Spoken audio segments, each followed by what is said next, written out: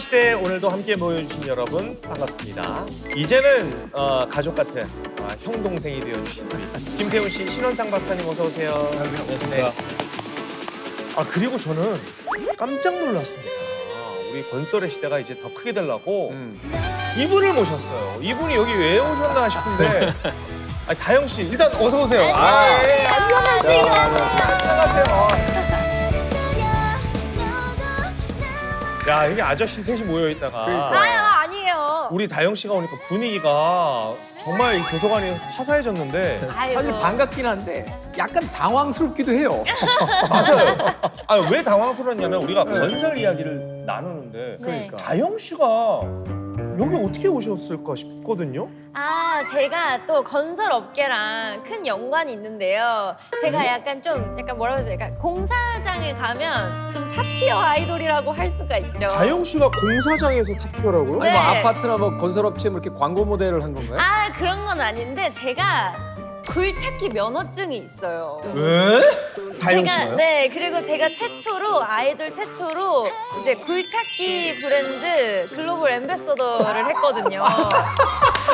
야, 했었거든요. 야 대박. 굴찾기 내가 무슨 주얼리 앰베서더도 아니고. 그러니까요. 그래서 제가 좀 탑티어 아이돌이 아닙니까? 그 분야에서. 아니 그렇게 생각하면 안 돼. 왜냐면 주얼리보다 굴착기가 훨씬 비싸요. 그렇죠. 꽤 그러니까. 비싸요. 꽤 고가예요. 많이 고가예요. 아니 근데 굴착기 면허증을 어쩌다 따신 거예요? 제가 이제 처음에는 에서 예능 촬영 때문에 네네. 굴찾기 알바를 했어야 됐어가지고 이제 처음에 출연 제안이 이제 들어왔어요. 근데 대신에 이제 이 면허를 따주셔야 알바가 가능하다. 그렇지. 그래서 혹시 가능하실까요? 라고 제안이 들어왔을 때 너무 흥미로운 거예요. 진짜? 네, 그래서 제가 또 언제 또 이럴 때 아니면 면허를 따보겠나 싶기도 이야. 하고 또 그게 노후 보장에 되게 좋더라고요. 노후 보장? 아니 이게 사람이 언제까지나 이게 탄탄대로일 수 없잖아요. 대박. 그래서 이제 그 굴찾기 브랜드를 이제 모시는 작업자분들을 네네네. 만날 때면 다들 막 우리 모델님 아니야 막 이러면서 너무 반가워해 주시고 그럼 실제로 몰고 일을 해보셨어요? 몰고 일도 해봤고 제가 실제로는 이제 미국 출장도 다녀왔었어요. 굴착기 때문에? 네, 그래서 그 HD 그 사이에 부회장님과 다 같이 미국 CES라고 있어요. 알아요. 세계 최대 미래 기술 전시회인 CES라고 있는데 이제 네. 2024 전시회 현장에서 제가 홍보도 하고 이야. 굴착기도 몰고 이제 사람들에게 저희 굴착기를 알리고 이런 그걸 했습니다. 아니 CES 이름은 들어봤는데 네. 제가 가전제품들 뭐 맞아요, 이렇게 맞아요, 뭐 이런 맞아요. 거만 아. 알고 있었는데 정확히 좀 설명해 주세요. 이게 이제 소비자 가전 전시회예요. 근데 이제 세계 최대 규모의 ICT 융합 전시회라고 보시면 되는데요. 단순 발람회라고 보시기보다 미래에 선보일 맞아요. 최첨단 기술을 먼저 선보이는 자리거든요. 여기에서 소개될 게 이제 AI나 로보틱스 그리고 친환경 기술이 좀 집약된 것들을 많이 소개된 것 같더라고요. 특히 이번에는 로봇이 엄청나게 많이 선보였다고 해요. 야, 진짜 우리가 건설에 대한 인식을 이 프로그램을 계기로 전 국민적으로 한번 뒤집어 엎을 필요가 있다고 저는 보는 게 이 얘기를 듣고 있으면 점점 스마트해지고 있는 게 체감이 되고 건설업계의 젊은 피 우리 다영 씨와 함께 건설의 시대 시작해 보겠습니다. 자, 건설의 시대 오늘 주제가요. 도시 계획입니다. 도시 계획. 이게 단어만 보면 뭔가 알 것 같으면서도 뭔가 광범위할 것 같고 좀 네. 어렵게 느껴지긴 해요. 네. 이게 계획이라는 말 때문에 좀 되게 어렵게 느끼실 네. 거예요. 근데 아주 쉽게 말해서 도시 계획은 큰 도화지에다가 도시라는 밑그림을 그린 거예요. 사람이 좀 더 안전하고 좀 편리하고 좀 쾌적하게 살 수 있도록 어디에는 주거단지를, 어디에는 학교 시설을, 뭐 상업단지를 그리고 이것들이 잘 여기들 다 갈 수 있도록 도로도 놓고 이런 것들을 좀 만들자고 약속하고 설계하는 모든 과정이 도시계획이라고 보시면 돼요. 그거는 대통령이 하나요? 대통령이 혹시 본인이 하고 싶어서 그러시는 거예요, 지금? 그게 관심 있어요. 진짜요? 대통령 아니고 도시계획. 도시계획이 요즘에는 도시계획에도 일반 시민분들도 많이 참여하고 계세요. 그래요? 네. 지자체 자체나 아니면 이제 국토부에서 이제 신도시 계획이 흘러오면은 이 기존의 구도심이 이제 옮겨가기도 하잖아요. 그래서 거기에 의견들을 좀 반영하는 그런 계획도 수립이 되기도 합니다. 아니 근데 우리나라는 도시 계획이라는 걸 언제부터 해온 거예요? 사실 도시계획은 뭐 김태훈 씨도 많이 아시겠지만 옛날 진짜 옛날 고대 시대부터 뭐 해왔어요. 근데 우리한테 조금 익숙한 근대 네, 시대를 네, 조금 근대 한번 살펴보시죠. 네네. 여기가 어디인 것 같으세요? 아 이게 뭐야? 컬러 사진 있어요. 컬러 사진. 일단은 어디죠? 건물이 다 무너진 거로 봐서는 이제 전쟁 이후인 거 아 전쟁통이 맞나 보다. 그렇구나. 다 무너졌잖아요 지금. 다 무너진 거. 여기 사진 속의 모습이 바로 1951년도의 명동. 명동이요? 네, 명동입니다. 저 50, 말도 안 돼. 51년 전쟁이 끝난 것도 아니고 전쟁 중이네요. 그때는 길도 없었고요. 수도도 없었던 이제 말 그대로 대혼돈의 시대였죠. 와. 이런 문제들을 좀 어떻게 해결해야 할지 좀 고민을 했었죠. 이게 피난을 갔잖아요. 네. 전쟁이 나서. 근데 전쟁이 끝났다고 내가 살던 동네로 돌아왔는데 쑥대밭이 된 거야. 아무것도 와, 없는. 그쵸? 상상만 해도 끔찍해요. 당장 오늘 밤 어디서 자야 되나 이거부터가 숙제였겠는데. 맞아요. 이때 서울에 정말 아무것도 없었거든요. 그래서 정말 정부가 머리를 싸매가지고 일종의 타협안을 좀 냈어요. 뭐예요? 가건축제도라는 거 혹시 들어보셨어요? 전혀 안 들어봤어요. 처음 들어봤죠. 여기에 잠시 살아도 좋은데 나중에 이 동네 재개발을 할 거니까요. 그때는 이제 좀 집을 비워주세요라는 이제 약속을 하는 제도거든요. 가건축제도가 운영되면서 전국 곳곳에 이제 무허가 판잣집이 많이 생겼어요. 그 단어 오랜만에 네, 들어보네. 네. 무허가 판잣집. 판잣집. 이 도시계획을 위한 제도가 오히려 이제 도시를 더 무질서하게 만든 아이러니한 상황을 만들게 된 거죠. 그렇죠. 네. 근데 어느 정도 사람들이 뭔가 집도 생기고 안정을 찾았으면 제대로 된 도시 계획을 시작할 수 있지 않았을까요? 맞습니다. 이제 전쟁 이후에 안정도 좀 찾고 사람들이 이제 농촌을 떠나서 이제 일자리를 찾아 서울로 이제 몰려들기 그렇죠. 시작을 한 네. 거죠. 그래서 1960년대에 이미 서울의 인구가 과밀화 현상이 벌어져요. 그러니까 예전에 우리 그런 이야기 했잖아요. 말은 태어나면 제주도로 보내고 사람은 서울로 보내고. 그러니까 이 옛말 때문에 사실은 지역에 있던 많은 분들이 그냥 서울로 올라오시는 거예요. 그러니까 서울이 이제 과포화 상태로 들어서게 되는데, 자, 이런 과포화 상태에서 그렇다면 어떤 도시 계획이 시작이 됐어요? 뭔가 분산, 그러니까 너무 몰리는 데만 몰리니까 좀 수도권 이런 데로 분산 배치를 했을 것 같아요. 개념은 정확히 맞았어요. 그래요? 예. 생각을 해보세요. 이제 서울이라는 것이 사실 이제 조선 시대부터의 수도란 말이에요. 근데 우리가 소위 이제 사대문이라고 부르는 공간이 어디 있습니까? 아, 강 북쪽에 있구나. 강북에 있죠. 근데 이제 바로 이 강북을 중심으로 한 곳이 이제 예전에 한양이었고 그 전쟁 전까지 수도 서울이었죠. 그런데 사람들이 너무 많이 몰리니까 이제 강북 쪽만 가지고서는 인구를 다 그 머물게 할 수가 없는 거예요. 그래서 당시에 이제 본격적으로 개발되기 시작하는 곳이 강남 개발이에요. 그때는 강남이 좀 안 좋았나요? 쉽게 해서 진창, 허벌판. 말생 비가 상상도 오면 안 돼요. 다 진흙바닥이고. 재밌는 이야기를 하나 해드리면 그 저희 할머니가 과거에 이제 그 누가 강남 쪽에 땅을 좀 사두면 좋을 거라고 가시는 날 비가 어마어마하게 쏟아졌대요. 근데 근데 이제 갔는데 막 땅에서 발이 안 빠질 정도로 진창이니까 아이고야 이 이런- 땅덩어리가 언제 개발이 되겠냐고 이렇게 오셨다는 거예요. 오마이갓. 그때 그 땅을 샀었으면 그러면 지금 굴착기 면허를 따야 되나 말아야 되나 이거를 내가 신경 안 써도 되는 건데 그러니까. 어찌 됐건 그 당시에 강남은 지금처럼 강남이라고 불리질 않았습니다. 그럼요. 뭐예요 그러면? 아마 들어보셨을 거예요. 영동.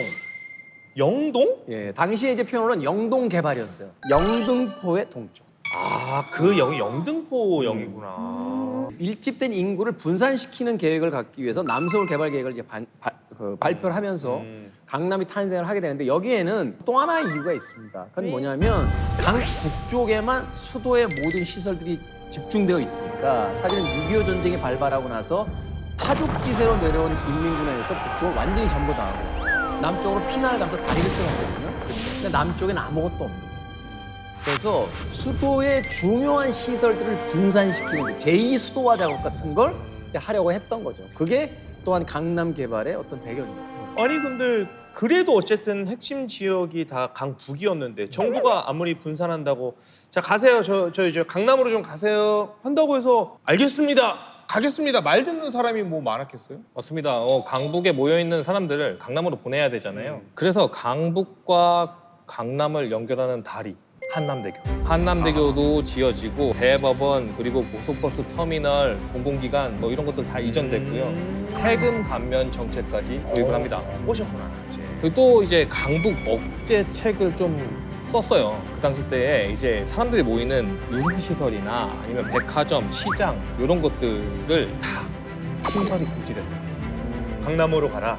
말 그대로 강남 올인 정책을 막 핀 거죠. 와, 이게 물론 뭐 그때는 전쟁이란 특수한 일이 벌어지긴 했지만 어떤 지역 하나를 이렇게 사람들을 이동시키고 공공시설을 짓고 이거 계획하는 게 쉬운 일은 아니네요. 그렇죠. 이러다가 아예 이제 제발로 넘어가게 만든 정책 하나가 딱 벌어집니다. 이게 강남하면 떠오르는 것. 스타일? 그러니까 저도 강남 스타일밖에 없어요. 아니면은 그 일본인 강남시. 그럴 수 있죠. 진짜 우주 소녀다. 부모를 움직이는 건 뭐예요? 아이들이잖아. 그 강북에 유명한 고등학교가 그때 다 맞아요. 몰려 있다고 하더라고요. 소위 이제 파락군지라고 맞아요. 하는. 경기고, 숙명여고, 휘문고 키우는고. 예, 이런 것들이 강북에 있었는데 이런 학교들을 다 이전시켜버려요. 거기에 또 이제 아파트 대규모 단지도 거기다 지어줘요. 그게 바로 강남 파락궁의 탄생의 비화예요. 이해 제대로 됐어요 지금. 네. 느낌이. 강남 스타일 아니에요. 강남이 도시 개발에 의해서 계획에 의해서 만들어진 거를 아주 쉽게 알아볼 수 있는 게 하나 있어요. 뭐예요? 길이에요, 길. 길? 맞아요. 강남은 바둑판 형태로 정확하게 돼 있어요. 맞아요. 네, 그래요? 강북은 자연 발생적이라 이게 휜 길들이 많고 높낮이 다른 길들 많고 네, 조그마한 골목길들로 막 이어지고 이렇게 돼 있죠. 아 그래서 사거리가 많은 거예요? 그렇죠. 그러니까 쭉쭉 뻗은 대로 그렇죠. 뭐 대로로 대란대로 뭐 영동대로 맞아요, 이렇게 맞아요. 쫙쫙 뻗어 있잖아요. 그렇구나. 그러니까 또 계획을 한 거구나. 맞습니다. 사실 도시계획에 대한 고민은 전 세계가 하고 있어요. 도시계획에 있어서 이 나라를 빼놓으면 좀 섭섭하죠. 이번에는 이곳으로 떠나보면 어떨까 합니다. 바로 여기입니다. 와! 이게 몇 대야? 하나, 둘, 셋. 이거 뭐 알 수 있지 않나요? 너무 결정적인 힌트라? 네덜란드. 되게 최첨단이다. 장난 아니죠? 장난 아니다. 여권 들고 왔어요. 여권. 지금 진짜 지금 불법이 아, 지금 불법입니다. 불법이 아주 됐어요. 우리 지금 죄송합니다. 네덜란드. 아니 잠깐만 여기 그 네덜란드로 너무 갑자기 튀어버려가지고 여기를 우와. 왜 온 거예요? 우리가? 그러게요? 만약에 도시에다가 도시계획을 한다고 하면 네. 어떤 것들을 배치하고 싶으세요? 뭐 심시티 같은 게임을 해도 그렇잖아요. 일단 길 내고 길이 있으면 이제 건물들, 기본 건물, 그다음에 뭐 병원, 병원, 학교, 학교, 이제 뭐 쇼핑몰, 쇼핑몰 이런 거 하잖아. 맞아요. 이게 다 살아가는데 말씀 주신 것들이 다 필요한 이제 시설들이죠. 지금 우리는 무질서한 도시계획을 바로잡는 도시계획에 대해서 지금까지 좀 얘기를 그렇죠. 했잖아요. 근데 이제는 도시계획의 가장 원초적인 거, 바로 땅 그 자체를 만드는 국토 창조의 도시계획입니다. 땅을 어떻게 만들어요? 땅 만들 수 있죠. 땅을 만든다. 아. 땅은 이미 만들어져 그렇지, 있는 그렇지. 거잖아요. 네. 이미 지구가 태어날 때. 그 위에다가 뭐 길을 아, 뚫고 그쵸. 뭘 해야 되는데 풍차를 보고 네덜란드를 이야기하시니까 이제 이해가 가네요. 아주 유명한 이야기가 있어요. 신은 세상을 만들었고 인간은 네덜란드를 만들었다. 에? 뭐냐면 네덜란드라는 땅, 뭐 홀란드라고도 이제 부르는데 네네. 이 땅은 온전히 네덜란드 사람들이 만든 땅이에요. 쉽게 해서 이제 간척 사업을 통해서 바다였던 곳을 메우면서 네. 이제 직접 땅을 만들어 나간 거예요. 네덜란드 영토 30% 정도가 해수면보다 밑에 있어요. 이제 저지대인 거죠. 이미 중세 시대부터 홍수나 이제 범람의 일상적이었어요. 그래서 물을 퍼내는 작업이 활발하게 이뤘기 때문에 이 풍차가 가장 중요한 장치였던 거예요. 근데 풍차는 보통 곡식을 빻는 거 아닌가요? 맞죠. 근데 물 퍼내는 거랑 무슨 상관이 있어요? 이 바닷가에 뚝을 쌓아서 물을 막은 다음에 그쵸. 뒤에서 북해에서 부는 바람이 있거든요. 그 바람으로 풍차가 돌아가잖아요. 돌려. 그래서 뚝 안에 바닷물을 다 퍼낸 거예요. 돌아가니까.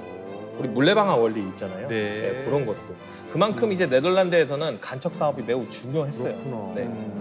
그 풍차가 이제 네덜란드 사람들의 삶 그 자체라고 이제 볼 수가 있을 텐데 그래서인지 그 네덜란드 하면 떠오르는 화가 있죠. 고흐. 이 고흐의 그림에도 풍차가 자주 등장합니다. 그러니까 단지 그 반 고흐가 그린 그 수많은 풍차 그림이 그래서 풍경만을 담아낸 게 아니라 이제 네덜란드 사람들이 그 척박한 환경에서도 생존하기 위한 삶을 이어나가기 위한 그 어떤 강인한 의지, 그 치열한 어떤 건설의 역사 이런 것들을 그 그림 안에다 이제 담아서 이제 보여주고 있는 거죠.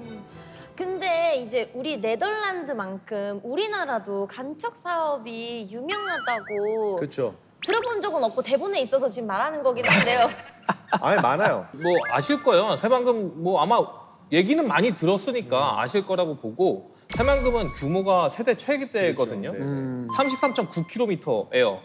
그래서 세계에서 가장 긴 방조제이기도 하면서 서울 면적의 이제 3분의 2에 달하는 거대한 땅이 새로 생긴 거라고 보시면 그걸 돼요. 하면서 그러니까 우리가 간척지라고 하면 막연히 농경지 정도로 생각을 했어요. 사실은 새만금 이전에도 간척 사업 많이 했잖아요. 서해처럼 이렇게 또 해안선이 그렇죠, 삐뚤빼뚤한 데는 이제 흙을 많이 메워서 간척 사업을 많이 했었는데 다영 씨가 가장 우리 중에 많이 사용하고 있는 곳 간척지요? 저요? 그 공간도 간척지인 곳이 하나 있어요. 간척지 살아요? 제가요? 아니 다영 씨가 사용을 많이 한다 그러길래. 그래요? 도경원 씨가 힌트를 줬어요. 누구? 내가 뭐라 그랬죠? 뭐라 그랬죠? 이렇게 해외로 오려면 뭐 가져가야 된다고 그랬어요? 여권. 여권 쓰는데 어디예요? 인천. 아, 공항! 공항! 그러니까 인천공항에 있는 영종도가 간척지입니다. 그러니까 당시 인천공항은요, 그 우리나라뿐만 아니라 세계 건설사에서 그 기적으로 불릴 만큼 과연 그 공사를 해낼 수 있겠어? 라고 의구심이 많았던 공사였다고 합니다. 그러니까 서해 기적이라고 이제 불리게 됐는데 아무것도 없는 바다 위에 몇 개의 외딴 섬들만이 존재했는데 그 섬들을 잇고 그 공간을 메워서 비행기가 뜨고 내리는 공항을 만들어냅니다. 미쳤다. 아니 그래서 민항기 기장 친구한테 들었는데 인천공항을 이제 착륙하고 그럴 때마다 가슴이 웅장해진대요. 파일럿으로서 이렇게 이착륙 편하고 이렇게 운행하는 횟수도 많고 진짜 잘 만든 거라고. 사실 우리가 인천공항을 우리나라에 있기 때문에 잘 의식을 못 하는데 단번에 외국 나가서 공항 이용하려고 하면 맞아요. 엄청나게 불편하고 맞아요. 시간 많이 걸리고 맞아요. 환경 쾌적하지 않고 네. 근데 비행기가 뜨고 내리는 공간 그리고 찾는 사람도 많고 엄청나게 많은 중장비들이 다니는 공간인데 약간 그런 생각 들긴 해요. 이왕이면 좀 탄탄한 집안 위에 암석 예, 암석 위에 만들어야 이게 안전하지 않은가? 왜냐면 이거를 간척하면 아무래도 땅이 덜 다져졌기 때문에 좀 무른 거 아닌가? 그런 생각도 무식한 생각인가요? 아니요. 좀 약간 의심이 많아요. 아니요. 1,700만 평이거든요. 와, 이거를 간척지로 짓는 거는 당연히 무리라고 얘기를 하죠. 해외에서. 이거를 한국의 기술력으로 지어냅니다. 이 공항이 있는 영종도는 아까 4개 섬이라고 이루어졌다고 말씀을 주셨는데 영종도하고 용유도 그리고 삼목도 그리고 신불도 요 4개 섬을 이은 거예요. 그래서 공항 건설을 위해서 바다를 다 매립해서 이 4개 섬을 하나로 만든 곳이라고 보시면 돼요. 당시에 이 바다를 메웠던 흙과 모래의 양이 정말 어마어마했다고 합니다. 그러니까 8.5톤 트럭 5,600만 대 분량인데 5,600만 대를 한 줄로 쭉 세우면요 지구를 11바퀴 돌 수 있는 양이라고 합니다. 엄청난 근데 흙을 붓잖아요. 바다에 부었잖아요. 이게 파도에 흙이 쓸려 나가지 않아요?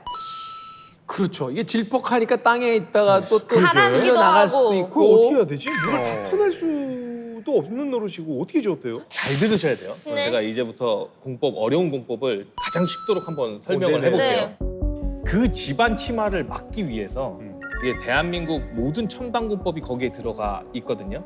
대표적인 것이 이제 샌드 드레인 공법이라는 게 하나가 있고 그리고 페이퍼 드레인 공법이라는 게 하나가 있어요.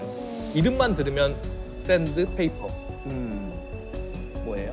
모래랑 종이. 그렇죠. 네, 쉽게 말해서 이제 질퍽한 갯벌에다가 수많은 모래 기둥을 막 박습니다. 네. 갯벌에다가 막 박아요. 그리고 그 압력을 위에서 쭉 줘요. 그러면 갯벌에 있는 물이 모래 기둥으로 딱 스며들어가지고 위로 빠져나와요. 그런 공법이요. 근데 모래를 쓰면 샌드 드레인, 수종을 쓰면 이제 페이퍼 드레이. 근데 종이가 얼마나 얇아요? 엄청 두꺼워요. 아, 두껍고 휴지처럼 이제 흡수도 잘해요. 네, 그런 두꺼운데. 특수 종이.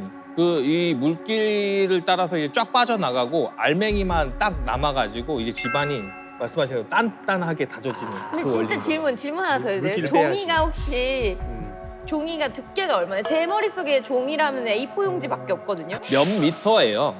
미터예요? 되게 두껍죠. 왜냐면 그걸 다 흡수해야 되니까. 우리가 생각한 좀 휴지 종이 정도는 아니고. 저는 막 이런 거 너덜너덜거리는 거 이렇게 꽂았다고. 그게 아니라 그렇게 아니라 기둥이라고 보시면 돼요. 엄청 큰 기둥 자체가 페이퍼가 되는 거죠. 이 현재는 이제 해외에서도 이 공항건설 간척지에 대해서도 우리나라 기술을 많이 벤치마킹하고 얘기 하시더라고요. 해외에서 되게 관심 갖고 많이 와서 보고 이제 공부하고 간다고. 박사님 얘기를 들으면서 매회 감탄을 금치 못합니다. 이 K건설의 기술이 여기까지 발전했구나 싶을 만큼 다양한 건설 기술 이야기를 듣는데 이렇게 고도로 전문화되고 최첨단의 이런 기술과 작업들은 건설 회사에서 알아서 하는 거야? 아니면 국가적으로 뭐 프로젝트가 있는 거예요? 인재를 따로 양성을 하는 거예요? 조금 쉬운 예로 제가 좀 설명을 드려볼게요. 건설 공사 과정을 오케스트라 공연이라고 좀 보시면 네. 공연을 지휘하는 지휘자는 이제 종합건설업체라는 업체에서 시행을 하고 이제 전체적인 관리를 하고 전문건설업체는 바이올린, 첼로, 뭐 피아노 뭐 이런 악기 연주자가 된다고 보시면 될 것 같은데요. 건설공사의 세부 공정을 맡아서 직접 시공을 담당하는 게 이제 전문건설 업체라고 보시면 돼요. 인천공항만 봐도 네. 지반이나 포장공사를 했을 거잖아요. 그렇죠. 그러면 지반 조성 포장 건설업체가 따로 있습니다. 그거는 전문으로 하는 네, 데가 따로 있고요. 상하수도 설비 업체가 따로 있어요. 그리고 각 분야의 전문가들이 정밀한 기술과 노하우로 좀 책임 시공을 해줘서 이 거대한 기적이 안전하게 완성될 수 있었다고 보시면 될 것 같습니다. 대단하다. 그러니까 이렇게 각 분야의 다양한 분야의 전문가들이 모여서 그야말로 무에서 유를 창출해내는 게 건설인데 인천공항만 있는 게 아니에요. 여의도도 종이를 활용해가지고 간척을 해서 만든 거라는 걸 알고 계셨습니까 혹시? 종이는 아니에요. 종이 아니에요? 종이 아니에요. 모르시는 것 같은데? 몰라. 아니 종이도 좀 썼겠지, 썼겠지. 이렇게. 아니, 필기도 하고 작업일지 하는데. 없었어. 작업일지. 그러니까 뭐 꼭 기둥만 종이를 써야지 종이를 쓰는 아니 거가. 내가 종이로 물 뺐다는 얘기 안 했잖아요. 그러니까. 종이를 활용해서 일지를 써가지고 여의도도 간척지가 됐다라는 거 아십니까? 알고 있었을 리가 없죠. 그렇죠. 그렇죠. 네. 이게 거대한 모래섬에 뚝을 쌓아 만든 간척지였던 거예요. 그러니까 원래는 이게 막 갈대만 있는 섬이었는데 저는 그 갈 때 봤어요. 어릴 때. 진짜요? 네. 사실은 그 어릴 때 초등학교 정도 다닐 때 다니던 교회가 거기 있어서 이렇게 가면 저는 예배 안 들어가고 저기 땡땡이 치고 뒤에 가서 이제 친구들하고 놀고 그랬는데 그때 그 교회 뒤쪽에 갈대들이 꽤 많았어요. 네. 그런데요, 이 여의도의 역사가 의외로 깁니다. 우리는 이제 이 여의도라는 섬이 이제 간척을 한 그 시대부터 뭐 건설의 맞아요, 어떤 역사를 이야기합니다만 조선 시대까지 거슬러 올라가야 정확하게 이제 이 여의도를 알 수 있습니다. 자, 한자로 이 여의도를 풀어보면요, 너, 당신 할 때 이제 여자하고 그리고 이제 이 의자가 여러 가지 학설이 있는데 뭐 어조사 의자라고 이제 일반적으로 알려져 있어요. 네네네. 그리고 도는 뭐 섬도자. 그렇죠. 그러니까 이 이름에 얽힌 설이 하나 있습니다. 옛날에 어떤 두 사람이 이 섬에 소유권을 놓고 싸우다가 결론이 안 되니까 예이 너 나가잖아 하고 서로에게 떠밀어서 네 섬, 너의 섬, 여의도가 내가 가져야 되는 거 아닌가? 그거는 진짜 그랬다고요? 그때 이거 그걸 그냥 채찍끝이가 만든 일화 아니에요? 당시 기록을 보면 여의도가 정말 그다지 쓸모 있는 섬은 아니었던 것 같아요. 왜냐면 이제 한강이 조금만 범람해도 섬 전체가 이제 물에 잠겨버리니까 사실은 농사를 짓기도 힘들고 사람이 머물기도 힘들고. 그렇지. 근데 갑자기 조명을 받게 되는 때가 오는데 그게 바로 일제강점기인 1916년이에요. 일본이 이곳에다가요 간이 활주를 만들었어요. 그래 생각난다. 여의도에 활주로가 있었다라는 거를 예전에 들었어요. 6.25 전쟁 때 사용됐던 전투기나 이 폭격기 같은 것들을 전시하기도 했어요. 그래서 소위 이제 여의도 무기 전시장이라고 불렸던 네. 그 비행기, 탱크 뭐 이런 것들이 그 광장 한쪽에 전시되어 있던 시대도 있습니다. 그러니까 김태훈 씨가 말씀하신 이제 뭐 활주로 공항의 개념이 지금 인천공항처럼 뭐 민항기가 다니고 그런 게 아니죠. 그게 아닌 거죠. 전시 상황. 전시 상황에 그러니까 이제 뭐 전투기가 내리거나 그 사실은 그런 이야기 어릴 때 한번 좀 들어보셨을 거예요. 우리 경부고속도로 있잖아요. 그게 전시에 또 활주로로 쓸 수 있다. 맞아요. 그래서 중앙분리돼도 어느 구간은 없다. 네, 없는 그렇게, 구간이 있다. 그렇게 이제 만들어졌다라는 이야기도 사실은 있었던 거예요. 그렇다면 여의도가 지금의 모습이 된 건 언제부터예요? 그러게요. 좀 많이 거슬러 올라가야 되는데 1960년대 후반 박정희 대통령 시절까지 좀 올라가 봐야 돼요. 그때 이제 한강 종합개발 계획이 나타났거든요. 그때 이제 여의도 둘레에 거대한 원형 제방을 이제 쌓은 거예요. 여기 아마 많이들 가보셨을 거예요. 우리가 봄마다 벚꽃 보러 가는데 그렇죠. 맞아요. 이 제방 윤중로. 아, 네. 제방을 올린 다음에 선 점태의 땅 높이를 지금처럼 이제 하천 부지보다 좀 더 높게 끌어올린 거라고 보시면 됩니다. 참 지금 생각해보면 대단하지 않습니까? 이 그러네요. 섬 하나가 높아지려면 이게 그 작은 건물 지을 때도요. 시멘트나 흙이 끊임없이 들어가요. 맞아요. 전 모래성도 못 쌓아요. 그러니까 근데 이제 섬 전체를 그러니까. 높이려면 도대체 흙을 얼마나 많이 사용을 그- 했겠어요. 그러니까 나는 그 흙이 다 어디서 났나요? 그것도 궁금해. 힌트와 해결은 가까운 곳에 있었습니다. 이제 옆에 있던 밤섬. 이 여의도 서쪽에 있던 아름다운 섬인데 이 밤섬을 다이너마이트로 폭파합니다. 그래서 섬에서 나온 돌, 자갈 이런 것들을 가지고 여의도에 제방을 쌓고 섬의 지대를 올렸어요.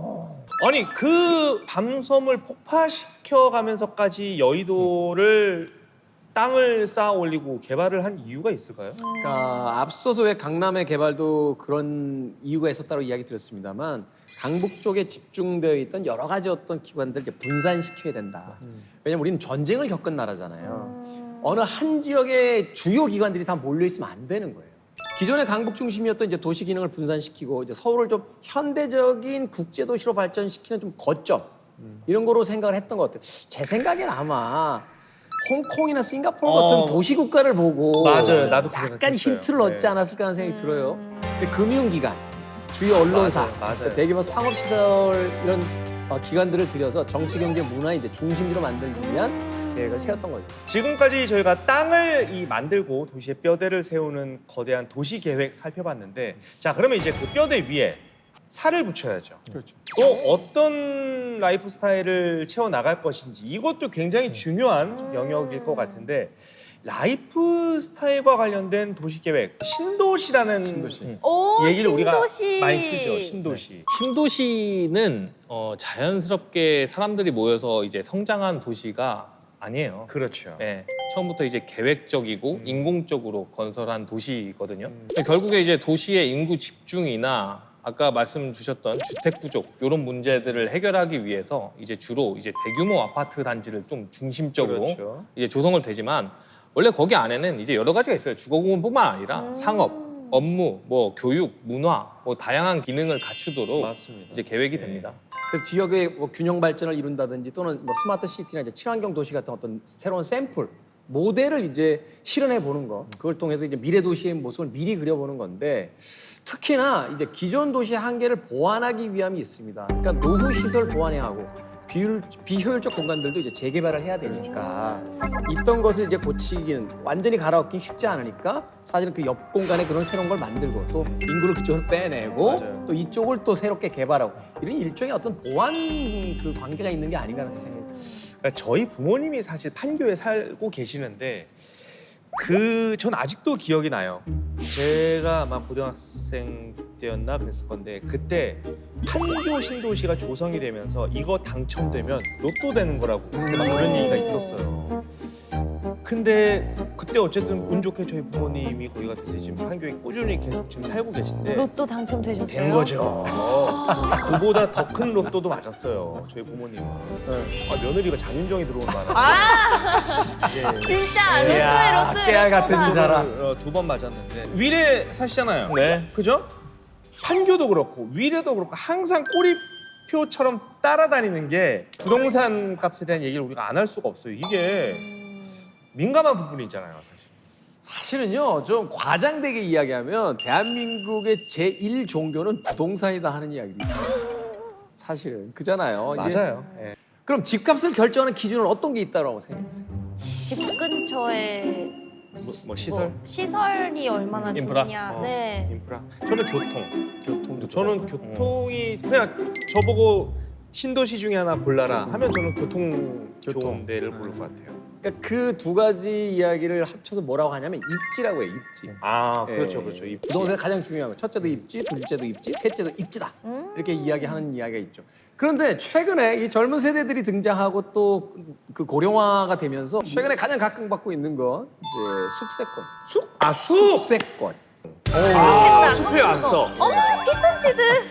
와, 바로 지금 바로 요 나무들 뒤에 아파트가 있잖아요 여기. 이 아파트 단지 보세요. 대박이다. 그렇네. 숲이 필요하네. 아 근데 그 몰랐는데 나이가 들었는지 모르겠는데 캠핑을 제가 좋아하게 된 이유가 평소에 보지 못했던 초록색을 많이 보게. 저는 그게 좋더라고요. 오늘 진짜 행복하시겠다. 저 올 때마다 마음이 너무 편하죠.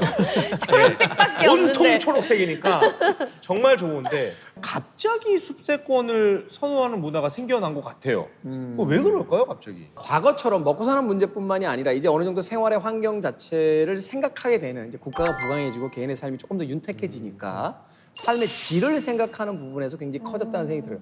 사실은요, 우리가 이제 주요 주거 공간을 쓰고 있는 이 아파트라는 건 원래 발생 자체가 고급 주택가가 아니에요. 그러니까 소위 이제 뭐 그래, 맞아. 더 잘 아시겠습니다만 르코르비지에라는 그 소위 이제 아파트의 아버지라는 사람이 이 아파트를 구상했을 때 부자와 가난한 사람들의 가장 큰 차이가 뭘까? 부자에겐 정원이 있지만 가난한 사람들에겐 정원이 없다는 거예요. 그래서 쌓아 올린 거. 집을 최대한 경제적으로 만들어 놓고 가운데다가 작은 공동의 정원을 만들어 주는 거예요. 그게 아파트 단지의 이제 출발이다 이렇게 보거든요. 그러니까 사실은 이 공간 내에서도 이제 사람들이 더 나가고 싶은 거죠. 진짜 자연의 공간. 그래서 뒤에 무슨 산이 있는지 무슨 숲이 있는지 무슨 공원이 있는지. 실제로도 숲이나 공원이 가까우면 집값이 비싼가요? 그래요? 원래는 이제 국토연구원이나 주산연이라고 주택산업연구원에서 이제 발표한 자료들이 있어요. 대형 공원 인근 집값은 10에서 20% 정도 더 높아요. 네. 그래서 서울숲이나 이제 올림픽공원, 월드컵공원 뭐 여러 가지 있죠. 이 대형 공원 주변의 아파트는 비슷한 입지의 비공원 아파트보다 프리미엄이 더 붙죠. 근데 역세권, 습세권도 너무 좋지만 요즘 젊은 친구들은 이제 슬세권을 더 선호하는 것 같아요. 맞아요, 슬세권. 술세권? 슬세권. 술세권이 뭘 것 뭐야? 같아요? 붕 그거랑 비슷한 느낌인가요? 네, 그 붕세권처럼 생각하시면 돼요. 약간 그래도 좀 뭐지? 술로 시작하는 게 뭐가 있지? 아저씨다 보니까 다 술로 또 같이 술 아니야. 이게 슬세권이 뭐냐면요. 슬라이 슬리퍼. 슬리퍼? 네, 슬리퍼 차림과 같은 편안한 복장으로 집 앞에서 쇼핑도 하고 산책도 하는 동네를 뜻하는 그런 신조어예요. 편하게 나가도 네, 뭐 나가고 누릴 것들이 있는. 있다. 아무래도 이제 저희 또래 친구들은 이런 인프라를 더 훨씬 선호를 많이 하는 것 같아요. 너무 중요하다 보니까. 근데 이게 사실은 이제 용어를 바꿨다 뿐이지 결국은 이제 집 근처에 그래, 맞아요. 말하자면 이제 쇼핑몰이라든지 그쵸. 아니면 이제 맞아요. 그 좀 네. 상업지구가 있어야 돼. 그 네. 얘기를 하는 맞아요, 거잖아요. 이 슬래권은 어떻게 보면은 콤팩트 시티라는 용어로 좀 많이 쓸 수 있을 것 같아요. 그럼 뭐예요? 컴팩트 시티가 슬세권이라고요? 응. 같은 말이에요? 같은 말이라고 볼 수 있을 것 같아요. 이 콤팩트 시티라는 게 도시 중앙부에 이제 주거랑 상업 시설이 밀집된 도시 모델이거든요. 컴팩트 시티를 그렇게 얘기해요. 쉽게 좀 말씀을 드리면 하나의 거대한 이제 주상복합 안에서 원래 다 이루어지잖아요. 그렇구나. 거기 네. 사는 데도 있고 뭐 병원도 있고 식당도 있고. 맞습니다. 그 주상복합 건물처럼 만든 도시라고 보시면 될 것 같아요. 아, 주상복합은 수직으로 해왔는데 이거는 말하자면 수평으로 네. 펼쳐놓은. 수직도 있고 수평도 수평도 있고, 있고. 예, 여러 가지 있겠죠. 이 한국에서도 지금 많은 관심을 두고 있지만 전 세계적으로 가장 지향하고 있는 도시 계획일지도 모르겠어요. 실제로 이제 용산에 컴팩트 시티가 들어옵니다. 아니 내가 용산에 사는데?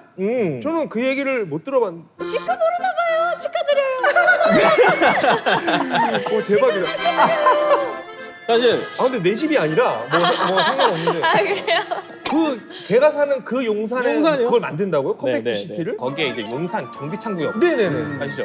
거기에 이제 여의도 2배 크기 대규모 수직 도시가 들어옵니다. 거기에 이제 용적률을 최대 1,700%까지 허용을 했어요. 우와. 위로 오실 수 있게끔. 그래서 100층 높이의 랜드마크 중심의 수직 도시 개념을 적용해서 지상공원도 들어오고요. 그리고 지하도로도 당연히 생기고, 그리고 전시관, 뭐 병원, 뭐 학교, 아파트 복합적으로 배치될 계획입니다. 이제 업무, 주거, 문화생활 등 이제 모든 활동과 이동을 이제 한 건물 내에서 또는 이제 도보권으로 이제 다 다닐 수 있게끔 콤팩트 시티가 들어온다고 하더라고요. 이게 진짜 무슨 미래의 그 영화에 나올 법한 그런 그러네. 진짜 그런 게 그려져요. 그리고 이 콤팩트 시티를 계획하는 곳이 다영 씨가 잘 알 것 같아요. 근데 제가요? 다영 씨가 잘하는 제주도 출신이시죠? 맞아요. 제주도에 콤팩트 시티가 들어온다는 소식 들어본 적 있으세요? 저도 제주도 출신이긴 한데 제주도를 떠난 지 오래돼서.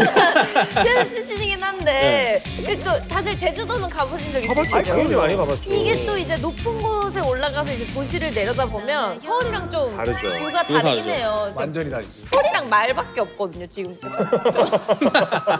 아니 실제로 아, 언제 갔다 온 거야? 아니 근데 실제로 저희 집 앞 풍경 사진을 제가 뭐 보내드릴 수 있는 저희 집 앞에 이제 말이 한 30마리 정도 뛰어다녀요? 뛰어다녀요. 그냥 풀어 있어요. 근데 여기에 컴팩트 시티를 짓는다고요? 들어온다니까요. 그럼 저희 말들은 어디 말은 가죠? 어디로 가?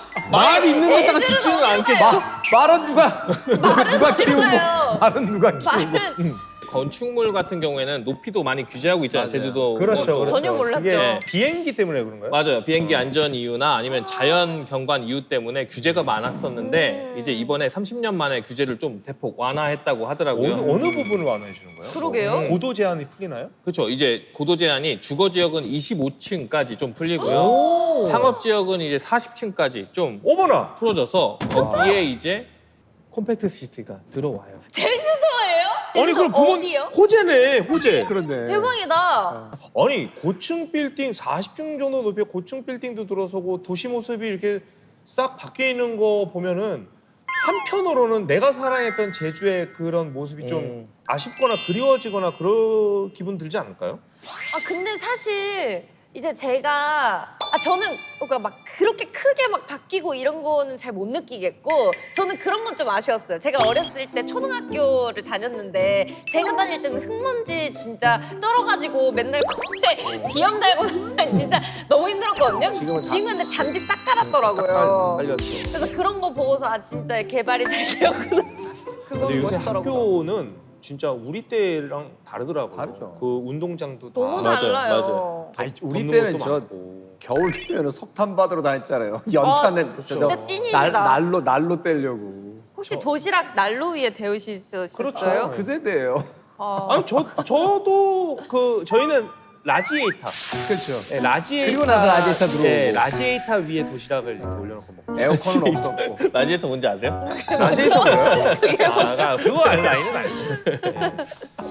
참 이 도시의 과거 모습부터 현재의 다양한 트렌드까지 다양한 시대를 저희가 옮겨다니면서 살펴봤는데 좀 더 이제 먼 미래의 도시 계획에 대해서도 얘기를 나눠보면 어떨까 싶습니다. 자, 다음 이야기 하기 전에 도심 속으로 한번 떠나보겠습니다. 어디지? 오. 네. 야, 건물이 옥탑인가요? 뒤로 잘생긴 건물 큰 것들이 그러네요. 들어서 있는데 깨끗하게. 요즘 전 세계적으로 아마 가장 큰 고민거리 매일 뉴스에 나오는 단어 기후 위기가 아닐까 맞아요. 싶습니다. 네. 왜냐하면 이거는 어느 한 인종, 한 특정 국가 문화에 국한되는 문제가 아니에요. 이게 전 세계적인 위기이기 때문에 건설이 이 기후 위기 앞에서 어떻게 대처를 할 수 있을까? 이 얘기를 안 나눠볼 수가 없어요. 기후위기는 이미 건설계에서도 뜨거운 핫 키워드예요. 회복 탄력 도시라고 혹시 들어보신 적 있으세요? 아니요. 모르겠어요. 의료 특화, 병원이 많은 도시, 막 이런 그런 느낌일 것 같아요. 도경환 씨만 해도 벌써 저보다 세대가 젊은 거야. 나는 사우나가 맞나? 그러게 뭔가 나를 되게 회복시켜주고 되게 탄탄하게 만들어줄 수 있을 것 그러니까. 같은. 그렇지. 그러니까. 무슨 도시예요? 반쯤 다 맞히셨어요. 그래요? 네. 사우나도 있어요? 아, 사우나는 아니고. 당연히 있겠지 도시인데. 보디빌더. 당연히 있겠죠, 그런 것들. 튼튼한 게 아니라 맷집이 좋은 도시라고 해야 될까? 맷집이 좋은 완전 도시에 감이 맷집이 있다고요? 빠졌다. 맷집이. 감이 완전 왔어요. 뭔데 말해보세요. 맷집이 좋다고 하셨잖아요. 아까 네. 기후 위기 막 그런 거 얘기하셨잖아요. 음. 그래서 이 집은 어떤 일이 있어도 부서지지 않는 그런 맷집이 좋은 집을 짓겠다 이런 건 거예요. 엄청 많는데? 진짜로? 맞아요? 재난이 발생했을 때 도시의 핵심 기능이 좀 빠르게 회복되고요. 그리고 시민들이 일상 속으로 신속하게 복귀할 수 있도록 회복하는 능력까지 고려한 도시 설계가 이루어지고 있습니다. 비가 온다고 막 가정을 해볼까요? 그러면 과거에는 홍수를 막기 위해서 이제 댐을 설치하거나 그렇죠. 아니면 제방을 쌓았잖아요. 그렇죠. 근데 이제는 이제 갑작스러운 폭우에도 도시 자체가 스폰지처럼 물을 쫙 오 빨아들여요. 마이 갓. 그리고 요거를 천천히 흘려보내요. 그리고 또 남은 거 가지고 재활용도 해요. 대박. 도시가 댐 역할을 한다고요? 그런다. 그리고 폭염이나 산불 같은 기후 네네네. 재해에도 이제 스마트 지하 대피 공간이 이미 확보가 되어 있죠. 그리고 다양한 친환경 기술을 이용해서 도심 온도를 낮춰요. 쿨 루프, 쿨 페이퍼먼트 뭐 이런 약간 기술들이 있거든요. 이것들을 이제 회복을 위한 시스템이 도시 계획에 적극적으로 포함돼서 개발되고 있습니다. 아주 감사하다. 아니 근데 이거 너무 이론적으로는 완벽하거든요. 뭐 홍수가 나도 물을 머금고. 아 근데 그게 우리 세대에서 우리가 한번 볼 수 있을지는 모르겠고 이렇게 진짜 모든 게 착착 맞게 작동하는 도시가 그러니까 탄생이 가능할까? 있을까? 그런 생각이 들긴 해요. 있겠죠. 실제로 지금 있다고? 지구상에? 있습니다. 싱가포르입니다. 싱가포르. 이 싱가포르를 부르는 별명 중에 하나가요. 스폰지 시티. 이 싱가포르가 열대 기후잖아요. 그러니까 스콜성 폭우가 자주 옵니다. 그러니까 그렇죠. 시도 때도 없이 갑자기 막 맞아요. 쏟아붓는데 섬 나라이기 때문에 이제 물 관리가 굉장히 중요합니다. 사실은 식수라든지 이제 생활 그 물이 필요하잖아요. 근데 섬이기 때문에 사실은 한정된 제한된 공간이 있어서 그러니까 도시가 말 그대로 거대한 스폰지처럼 빗물을 효과적으로 흡수해요. 그 저장하고 깨끗하게 정화합니다. 그래서 다시 활용하는 거죠. 여기에는 이제 건설적 인프라가 정말 큰 일을 하나 했거든요. 하수를 정화해서 마실 수 있는 물을 만드는 건설 기술이 도입됐다고 얘기를 했잖아요. 이 공학적 시스템을 갖춘 대규모 시설물 건설과 동시에 이 물을 다시 도시 곳곳으로 안전하게 공급하는 보내줘야 그런 배관 네트워크도 구축이 되었어요. 그리고 뉴워터 생산 시스템이라고 하거든요. 그리고 또 빗물 집수 시스템을 통해서 스폰지 시티의 구현을 국토의 상당 부분을 빗물 집수 지역으로 만들기 위해서 운하를 수변 공원이죠. 수변 공원이랑 저수지로 재설계해서 건설을 해요. 평소에는 시민들이 가보셨겠지만 휴식처로 막 산책도 하고, 근데 비가 올 때는 빗물을 효과적으로 모으는 곳이 되는 거죠. 바닷물을 식수로 바꾸는 설비까지도 개발됐다고 이제 지난번에 한번 설명을 드렸는데 그런 기술들이 종합적으로 개발되고 사용되고 있습니다. 참 물 얘기하면 우리 대한민국도 할 얘기 많습니다. 예전에는 물 부족 국가다 뭐 이런 얘기가 있었는데 이렇게 물과 관련된 친환경 도시가 우리나라에도 있나요? 있죠. 어디가 있어요? 있죠. 기후 변화 때문에 이제 특히 이제 자연 친화적 도시가 관리를 되게 중요시 여기고 이제 생각이 많아졌거든요. 거기에 물 순환에 맞춘 친환경 도시 조성에 많은 고민을 하고 있는데 일부에서는 이제 유출되는 지하수를 다용도로 활용하고 있고요. 지하수를 도로에다가 또 뿌리거나 뭐 거리를 청소하는데 사용하기도 해요. 그리고 빗물 바지를 통해서 식물을 재배하기도 해요. 세종시는 도시를 계획할 때부터 중앙에 축구장 65개 크기의 중앙공원과 호수공원을 만들어놨어요. 이 평소에는 휴식처예요. 네네.